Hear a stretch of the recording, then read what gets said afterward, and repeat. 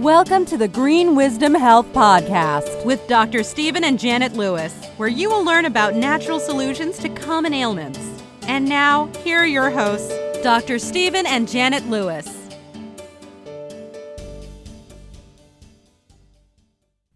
Hello, and welcome to this week's edition of the Green Wisdom Health Show. I'm Janet Lewis. And I'm Dr. Lewis. And we are here to give you some inspiring, helpful, healthful hope.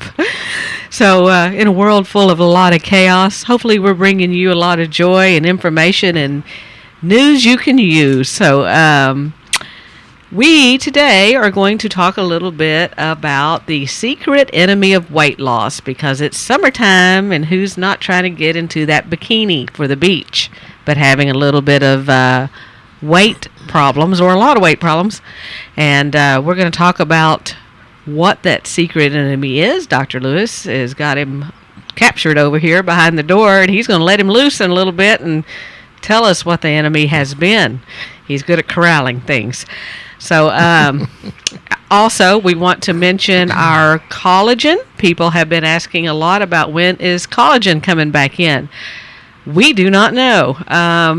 The ingredient in there that's a registered trademark called Mobility, which is one of the several ingredients in that product that make it work wonderfully, and that is the reason why it is so missed, we cannot get from the manufacturer because it's trapped in Spain. It is rooster comb. I guess they have special roosters there. I don't know, but they're organic. They're organic rooster combs. And it's a high molecular weight, high hyaluronic acid. High hyaluronic acid can heal in big ways. So I won't go into too many stories there, but it's not here. So that's the bottom line. We don't know when it's coming. People ask if we have a replacement. Not yet. We're waiting for the person that makes that product for us to tell us what they're going to do. They have very high standards, and they don't want to take something out that, they may get in. I don't know. If we do it, you're going to know it, and we're going to tell you, hey, it didn't come in with this. I don't know what we're going to do. So for the time being, that's out, and people say, well, what brand should I take? We don't know. I know that they have, Designs for Health has a pretty good one. I just haven't gotten any kind of feedback from anybody that's just had miraculous results with collagen other than the powdered one we carry. So sorry about that. You know how it is nowadays. So hopefully that's the only product that doesn't come in for a while, but there could be others. So anyway, Dr. Lewis picked this subject today because he is passionate about helping people regain their health. And would you like to let the enemy out of the closet you're keeping him in and tell us who the secret enemy of weight loss is?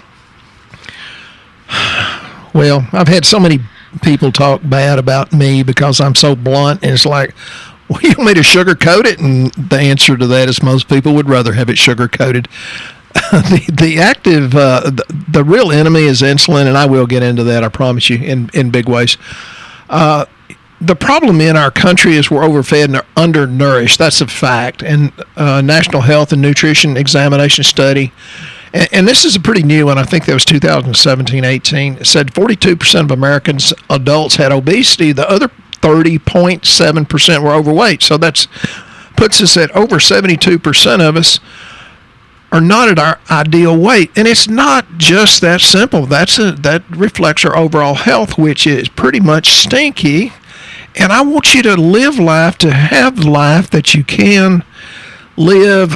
You need to be consistent. I want you to have a life worth living. And then there was I read a lot of research, and thank God I have a good memory, and I take a lot of stuff for that. But Journal of the American Medical Association said our healthcare system, healthcare in parentheses, only addresses 10% of the issues that lead to preventable death. That's scary. The other 90% is our lifestyle, our diet, our environmental exposures like hidden poisons in our foods, chemicals, cleaning products, mold, and workplace exposures. So what Janet and I do, we bridge the gap for the other 90%. And for the people that stick with it, you get great results. I get a lot of good feedback, and thank you. I love it. Thanks for taking the time. Like Debbie said, I entertained myself all the way from Comanche, Texas to Midland. I said, how in the world can you have fun in Comanche, Texas? And she says one of her best friends lives there. That's where a lot of Janet's relatives are from. But it's the people like Kelly in Alabama, her friend Lee and Jesse, Alan in Maine, Brian in Florida, Nate in Iowa, that just keep on doing the right thing. Thank you and God bless you. I love to be your leader. So let's talk about insulin. That's why we run it on our lab, and that's pretty unusual that doctors do that. I'm sorry for those that need to know what that is. What is insulin? Well, insulin comes from the pancreas, and it's designed to carry and burn the glucose. And again, I read a lot, and the two most dangerous things in our bodies are fat and insulin. And a lot of the research I read says fat's a hormone. It's like, well, I've never really studied it being that way, but insulin goes around and says, oh, well, they have too much high fructose corn syrup, too many carbs, and oh, well, I'm going to turn it into triglycerides, and I'm going to screw up the HDL to total cholesterol ratio. Oh, well, let's just store those bad triglycerides in the liver, so you start getting the non-alcoholic fatty liver syndrome. And then the body says, well, he's not burning enough of the glucose in the muscles, so I can't keep it in the liver too much because I don't want to kill the person, even though the liver enzymes start to go high. And so then insulin does a funny thing. It stores glucose / triglycerides / cholesterol as fat.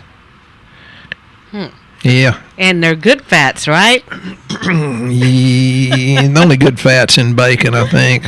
Really no avocados and coconut. The fat shows up on the outside of the body. Is that what you're trying to say? Yeah, something like that. Mm-hmm. Something like that. So I've got a lot to say. Sometimes I do these things just off the top of my head. Today I have about 5 hours worth of notes, so pardon me if But we're doing this in 30 minutes, so yeah, the slow talking text, and if I'm in a hurry and I start talking fast, it's because I have a lot to say. The problem is that most doctors, and I love all our doctors, and our medical profession's really, really good, but the bitter truth is they address the symptoms but not the cause of disease. That in and of itself is scary, and that's why I read about that article where we're bridging the gap, that other 90%. They've said, and it's still, it's stupid. Jack Sprat could eat no fat, his wife could eat no lean. Well, that implies that fat is fattening, and that is not the truth. It's sugar and carbs that turn to sugar that makes us fat. And we've already seen for several decades that the high-fat diet is the most effective at losing weight. But fallacies, they hang on for a long time.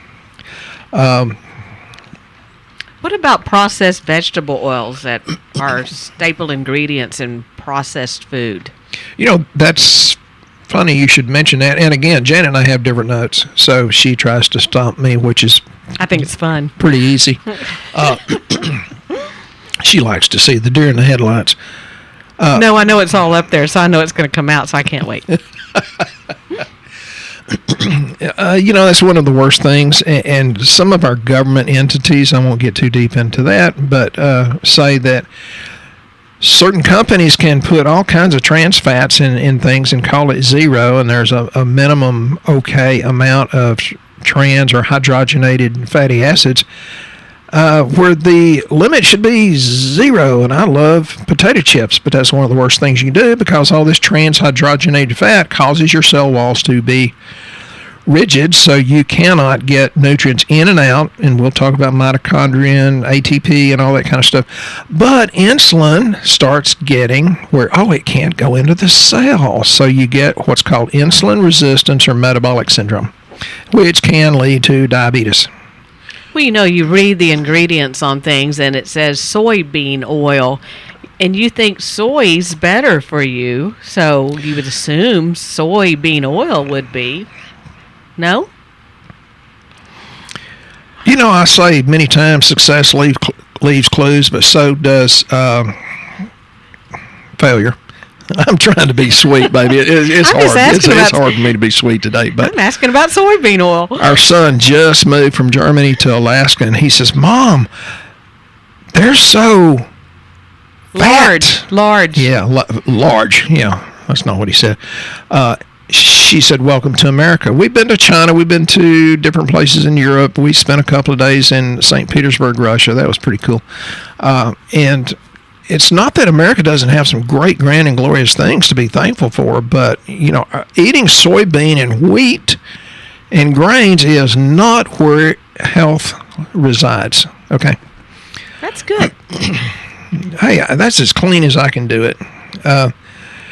Here's the thing. Some people say count your calories. Other people say calories don't count. And I remember back when I was a tiny, tiny kid, there's a guy that says calories don't count. He wrote a book, and boy, they gave him holy heck over that. Well, do you think the calories out of a pancake's going to work the same as calories out of a piece of fresh coconut or berries? No, the calories are different in the way that they are treated and utilized by the body metabolically.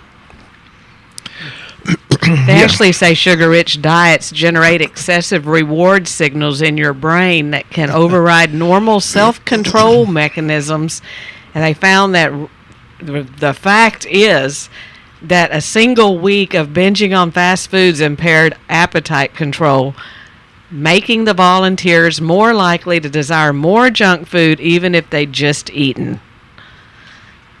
So I'm blown away. So the minute that you think that you're hungry again, is it because you just ate something that wasn't good? You got no nutritional value out of it, so the body's actually still starving?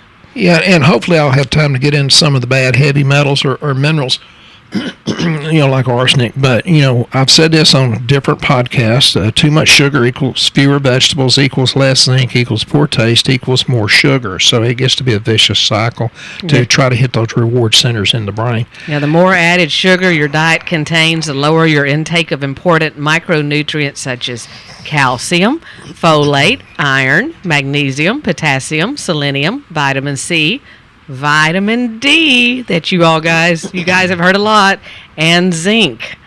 So could that be a reason why minerals and things like that are so low on lab work whenever we run that? Well, yeah, and they're not in the soil, so the plants don't really take them up. And one of the lies is milk is good for you. No, milk is bad for you. And somebody told me, says, "Well, Stephen, you need to get more fact." It's like, well, I've been quoting research for 20 years.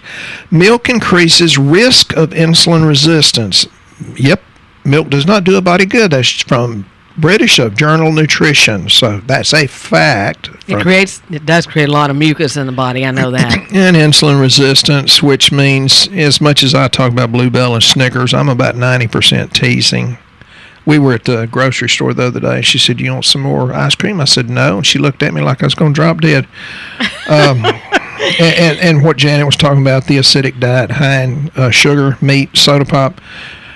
It must have been a Yankee. It said soda pop because we call them Cokes down here in the South. Causes calcium to go from the bones to the pancreas and triggers osteoporosis, but also jams up the pancreas, which leads to less insulin as a result. And that's Journal of the American Medical Association. So that's a fact. People said, "You need to put more facts." So I have been, folks. I just didn't say fact. I'm going to give you another fact. According to the 2019 State of Obesity Report, 18.5% of American children ages 2 to 19 and 39.6% of adults are now obese, not just overweight. And we did talk about that, causing depression in children, and depression can manifest in many different ways, and hyperactivity and attention deficit disorder is just two of the many manifestations. The adult obesity rate rose over 70%, and the childhood obesity rate rose over 85%. Oh. Here's the deal. You want to get healthy? Go on our reviews and read Kyle. Kyle wrote. Kyle's awesome. Oh, but, he did something different. Yeah. He did it. Action. He totally changed his diet. I mean, the first day we went over his lab work, he was like, Dr. Lewis, what can I do? What can I do? And he said, Dr. Lewis said, well, you might try doing a keto diet. And he said, okay. He called me as soon as he left here, and he goes, I'm getting ketone strips. And he goes, how long does it take before I'm in ketosis? And I said, geez, I don't know. I'd have to ask Dr. Lewis how long it takes. He goes, can I speed it up? Is there any way to double something to speed it up? And I think he's lost like 30-something pounds now. 32 when he wrote the review. And I don't that was know how 3 much weeks. It is now. It was 3 weeks into his program. And here's the other thing. And it's like, I love these people. They told us as doctors, don't hug your patients. Oh, bull, I'm going to hug you. But anyway, I hug this guy too. People say, I'm taking all these supplements and I didn't lose weight. Well, you didn't change the way you eat. You got to quit eating the same old junk. As I say, success leaves clues that if you don't see success, it's failure. So you've got to eat differently. Janet and I just ate at a very good restaurant, good food, but you know what? We didn't eat it all. Janet ate about half of hers and I ate about 2/3. Here's another interesting fact. You were talking about potato chips earlier, right? Yeah, I know. I like them. Yeah, it's like one of the most it's the most bliss-inducing thing there is because it has sugar. Bet you can't eat just one. Right. Sugar from the potato, salt, and fat. The fact is, the research published in 2007 showed 94% of rats allowed to choose between sugar, water, and cocaine chose sugar. Even the cocaine-addicted rats quickly switched their preference to sugar once it was offered as an alternative. The rats were also more willing to work for sugar than for cocaine. Huh. So the moral of the story is don't be a rat. Insulin sensitivity regulates the autonomic, which means automatic, or the subconscious control of the heart rate, even normal, non-obese, non-diabetic people. And it's even worse if you are obese and you are toward metabolic syndrome and diabetes. If you eat a fast food burger, you can easily take in close to half of your daily caloric requirements. Add in fries and a soda, and you may be nearing an entire day's worth of required calories. No, I got the look on that one. You've heard people distort and delete. Did you know the rate of thyroid deficiency and diabetes has doubled? Journal of Clinical Diabetes. Fact. We like that word fact. We're just playing with each other. But so think thyroid, that has a lot to do with it. And here's millions of dollars are spent treating the ravages of diabetes, but very little is done to prevent it. That's from Journal of the American Medical Association. Fact. We'll get off this fact kick someday. Transhydrogenated processed fats increase insulin resistance. That's from Journal of Diabetes. So, we're talking about that. And then here's another one, lipoic acid. A cofactor of the Krebs cycle, think energy, is inside a cell, has been shown to improve diabetes, and it does so by improving function of cell membranes where insulin resistance becomes a problem. That's from Diabetologica. So lipoic acid, that's why I love berberine alpha A, which is it's got a little bit of vitamin C, enough to do some good. Now what does this do? Sorry? It's berberine and alpha lipoic acid. And what was the reason someone would take that? Excuse me. It's a cofactor in the Krebs cycle. Helps make energy inside a cell. Has been shown to improve diabetes. It also does so by improving the function of cell membranes where insulin resistance becomes a problem. See, I can go back and read my own notes. So berberine alpha A, and berberine's a really, really good kick butt good product too. So are you saying if they are, most people don't know what their insulin levels are, but well, that's why you go to our go to our website. Janet says you've got to learn this technological stuff. Go to Green Wisdom Health, fill out the health survey, get your lab. Don't guess, test.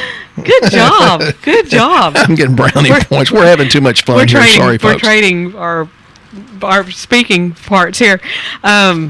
Yes, insulin is on our test, but for most people it is not. If they have lab work at the doctor, how would they how would they assume their insulin may be high? Is there another test that might be run? Well, if your triglycerides are real high compared to your cholesterol and the ratios are bad, that's it. But A1C? A1C, yeah. That's a 90 to 120 day test of what your glucose is.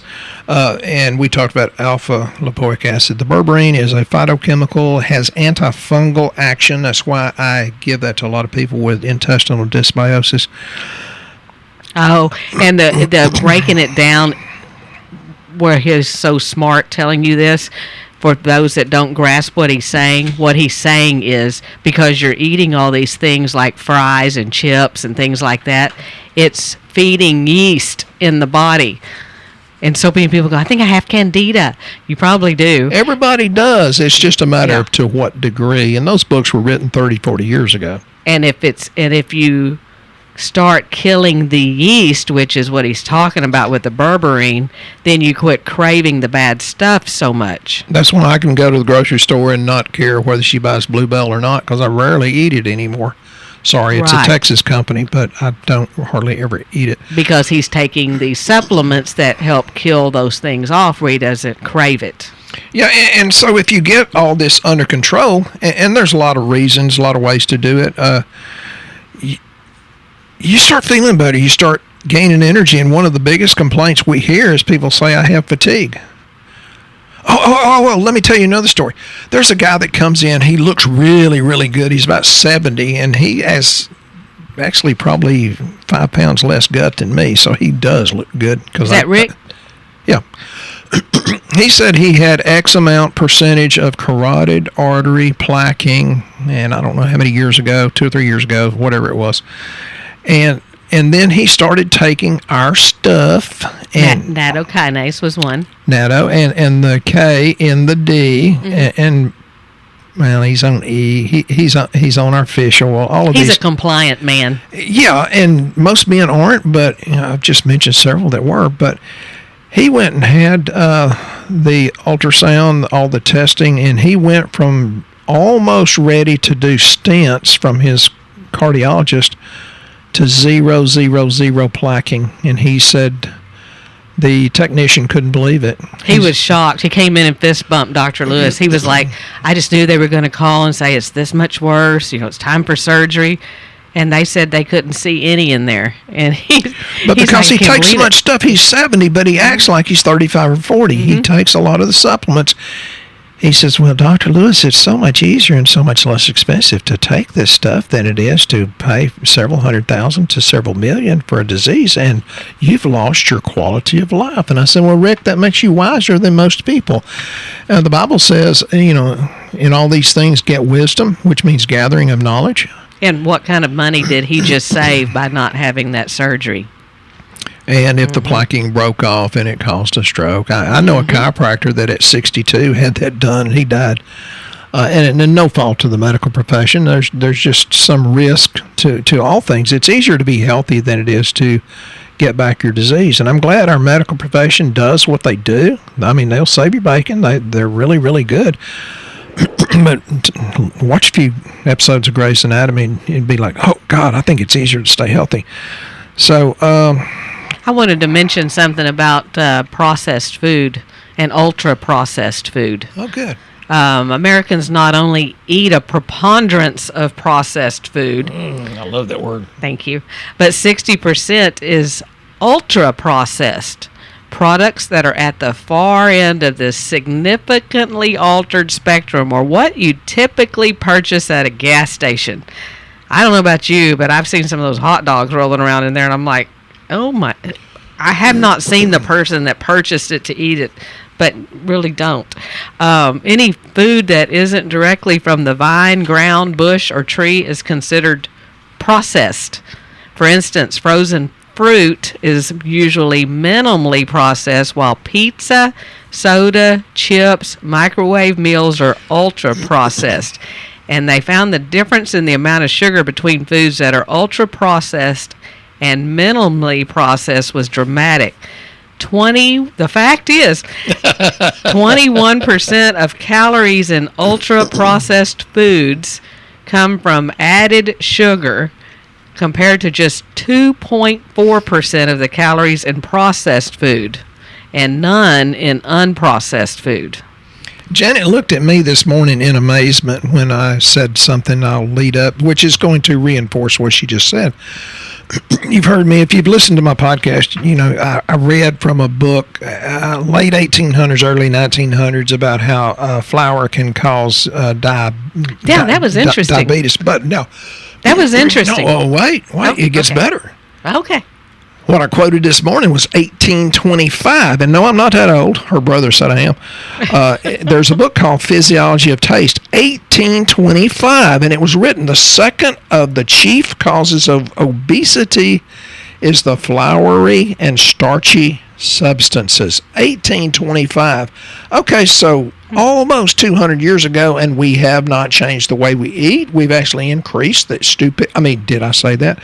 The way we eat, the bad ways that we eat. I mean, get away from it. Well, that's what I was talking to my brother about, because, you know, one of the things that motivated me to do this was watching my grandfather lose his legs. I mean, he basically was a torso that they carried around, and they did it a little bit at a time. It's like they'd chop off a foot. Well, it'd get worse, and, you know, he'd get more of it cut off until they made it all the way up his legs.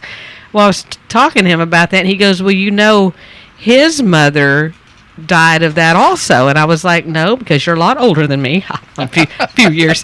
And I said, we're on an age kick too. Yeah, I said, I knew she was blind, but I did not know why. And he said, because she was diabetic, and they also chopped parts off of her. I was really little, and she was blind, and she reached for me. It scared me to death, and I was done. But and I was talking. She said that to me once. Well, and I asked Stephen, I'm like, why would people back that were farmers? I mean, they were outside working, they weren't overweight, so to speak. How would they get diabetes back then and have that happen? And he's quoted me that book about how flour has been the culprit. My grandfather also liked to drink light beer, a lot of it, so that could have been a culprit also. If you're going to drink beer, drink the real stuff, the good stuff. He was still drinking the beer, even missing his legs. So, but I thought it was very interesting that that's been going on for so long, and I guess our genes just can't handle any more of it. I don't know. So if you have the insulin resistance, and insulin, the ranges go up to around 19 to 22. Well, there should be 2 to 7. So if you get around 7, 8, 9 on your insulin, you have an issue. And so if you will take our glucose support, and it's got the biotin, chromium, vanadium, some other stuff in it. It helps, and it helps with the insulin sensitivity. And let me just talk just a little bit about biotin. People don't know anything about biotin except it helps grow nails and hair. But it helps the metabolism of the carbohydrates, the fats, and the proteins. A deficiency can cause anemia, depression, hair loss, high blood sugar, inflammation of the skin and mucous membranes, insomnia. Who doesn't have insomnia? There's a lot of possible reasons. Loss of appetite. Well, we don't see much of that. Muscular pain, think fibromyalgia, soreness of the tongue. Other things that's in this glucose support is the chromium, and it has to be the right kinds of chromium, not the stuff that's on your bumper or your trailer hitch. And it's worse because it's not in our soil, it's not in our water supply, but it's worsened by a diet high in refined white sugar, flour, and junk food, which is most people. Deficiency in chromium can lead to anxiety. We hear people have that all the time. Fatigue, glucose intolerance, people with diabetes, inadequate metabolism of amino acids, so your muscles are going to be breaking down. Vanadium, you don't hear much about, but it's in the glucose support. It's very incredibly important. It's for cellular metabolism, formation of bones and teeth, but it has a role in growth, in reproduction, inhibits cholesterol synthesis, improves insulin utilization. Deficiency can be linked to cardiovascular and kidney disease. And one of the reasons you've got to put these good minerals in there is to offset the heavy metals that I said I was going to get to, but I don't think I'm going to. Well, one thing about glucose support, the thing it does that I really know, that I can tell, is if you don't like eating a heavy breakfast in the morning, or you don't eat protein. People that have diabetic type tendencies or blood sugar problems start getting really mean around lunchtime. Or hangry. Or they get nauseous because they've not eaten enough because their blood sugar's taking huge swings. Glucose support helps keep it stable so that doesn't happen to you. So that's on a note of something you might understand. I also wanted to mention, because we're coming toward the end of this show so fast, we have a new blood work system in place, and Dr. Lewis has graciously given you the website to greenwisdomhealth.com. Yeah, I got brownie points on that one. I know. For those of you that have already been our patients, those are you that are new patients, we've changed the process a little bit where we are now able to order LabCorp across the United States. It was Quest outside the state of Texas, and we did LabCorp inside of Texas, but we've made a special new deal with LabCorp where we can actually order outside the state of Texas. And because of this new deal, some of our panels actually have another couple of panels of lab added in at no extra charge. And I like Quest. Quest did a good job, but just for consistency's sake, it makes it easier on us, and it saves us time, which means we're going to serve you better. We've actually have, so many people have come in and asked if we have any way to see if they have any kind of damage because they're concerned about, because they've had COVID, that they want to see if they've got any kind of issues going on. We have a D-dimer test in some of our lab tests now. We added that to some of the men's, but we added the TPO to some of the women's because I'm seeing high TPO, which would indicate the probability of having Hashimoto's, more so in women. So we've added that with no extra charge. Right, and we've also added... Janet's a brilliant negotiator. And I'm still in the process of working on it, but we're now putting your documents into a app called Healthy. It's with an IE, and if you've already been a patient, you're already made in that system. You'll just have to change your password, but we'll start dumping your labs and any kind of correspondence. Dr. Lewis will be able to talk to you inside that app. If that freaks you out, which it has some of our people, they're like, please don't do it to me. She says the old elderly and then looks at me. We can correspond with you other ways as well, so don't think it has to be that way, but we're trying to make it where it's convenient for everyone and they can have all their records in one place. Those that are techno-savvy. Yeah, and there's some really cool features coming with that down the road, too. So those are the new things we've done. Dr. Lewis, we're at the end of our show. Would you like to lead us into a prayer is what I want to say. We might need that, too. I told Janet, I said, I think I'm going to quit this and be a preacher. She looked at me really, really funny. Says, you cuss too much. I said, I don't cuss much, but it's appropriate. It's a sentence enhancer when I do it. One of the best things we can do as human beings is to find the spirit, and the definition of spirit is the nature of, and we have to uplift our spirit. We have to speak about what's good because you create more of it. If you speak about what's bad, you create more of that. So different things is don't dwell on what went wrong. Instead, focus on what to do next, what to do, the action.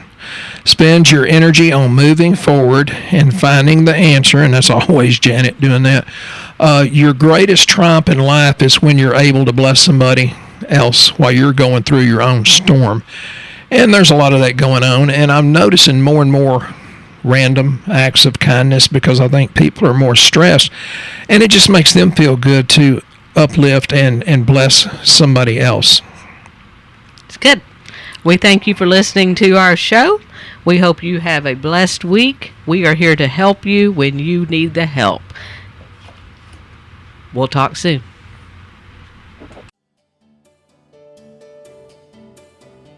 Once again, our show has come to an end, but your hope in your health is only beginning. If you or a loved one are in need of a different outcome and are waiting for a brighter future, take the first step and go to our website and fill out the health survey.